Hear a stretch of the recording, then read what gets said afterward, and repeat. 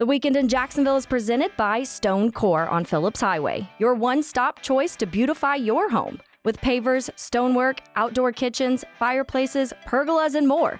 Stonecore, we do outdoors better.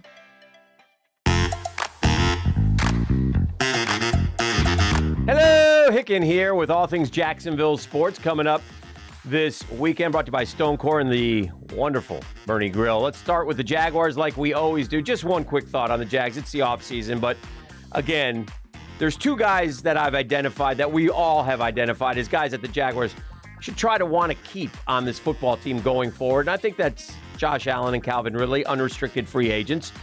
And I, for the life of me, and I don't understand this isn't all on the Jaguars. This is the way the NFL does business, but from the end of the season until the franchise tag goes out, you have 9 weeks, 10 weeks. I, for the life of me, can't understand how you can't negotiate a deal in those 10 weeks to work something out with one of the two and then use the franchise tag on the other if you want to keep them both, which I would hope that the Jaguars would want to do.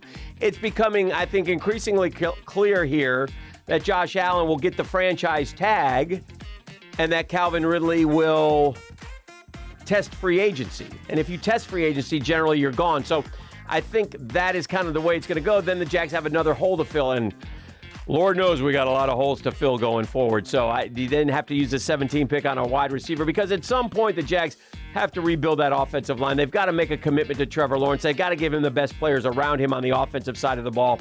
It's just, I'm not optimistic about this football team because of the collapse in December, because of the way that I see the roster constructed going forward. So again, just my thought of the day, but gee whiz, I mean, and again, that's not all on the Jaguars. This is an NFL thing. It's weird. It just seems like it takes forever. Everybody waits to see, well, what did he get? What did they get? I mean, if you're getting $100 million, you're getting $100 million. Does it matter if it's $105 million? I guess it does. What do I know? Anyway, on to the Gators, the basketball team.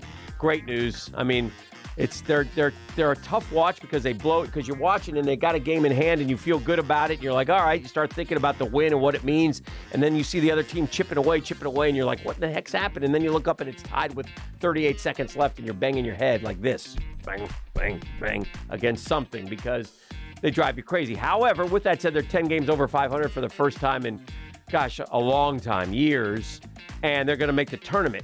And they didn't make the tournament last year. And, so it's definitely progress. It's great progress. And they're a fun team. They score a lot of points. So they get Mike White. Mike White's going to throw everything he can at him because he hasn't beaten his old team yet. He's 0-3. So that's coming up this weekend, Georgia, Florida in basketball.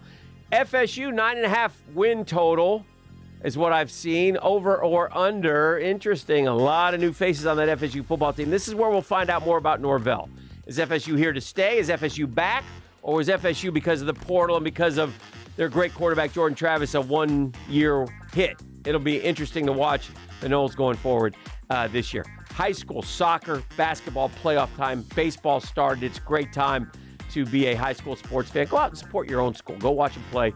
And we will catch up with you next time on Jacksonville's Weekend in Sports.